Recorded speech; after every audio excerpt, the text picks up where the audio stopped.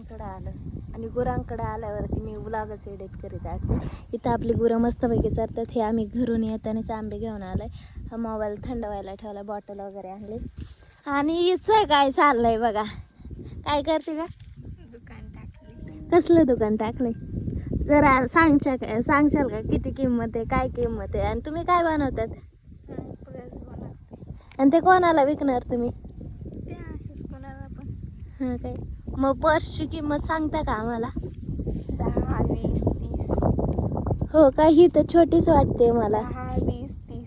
हो का, म्हणजे मधली मोठी 30ला आहे, ही 20ला आहे आणि ती 10ला आहे. असं आहे बाय. तुम्हाला किती धंदा होतो? म्हणजे किती पैसे किती कमावता तुम्ही दिवसाला? दिवसाला काय कशी आहे ती? आली तिचं एकटीचं चाललंय, माझ्या इकडं एडिटिंग चालली आणि ती तिच्याच नादात आहे.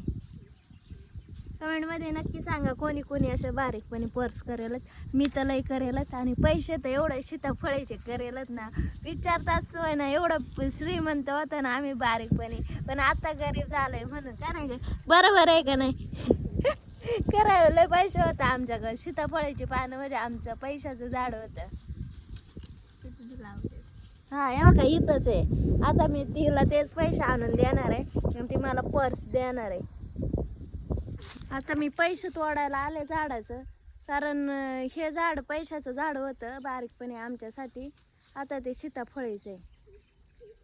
कितला पर्स आहे? 20-30ला आहे ना. 30 रुपये न्यावा, 30, 40 न्यावा, एक्स्ट्रा द्यावा. कोणी जर नसेल निघाला तर 40 रुपये लेके जाऊंगी मी अब पर्स लेने के लिए. ही आता सध्या चालू पर्स घ्यायला.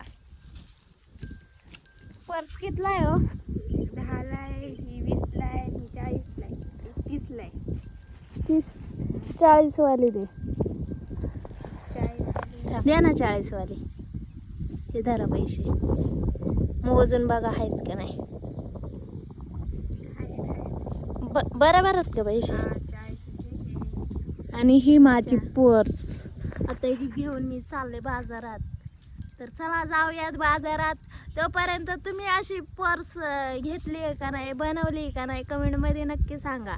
आणि कोणी कोणी सीताफळीचे पैसे वापरले ते पण कमेंटमध्ये नक्की सांगा.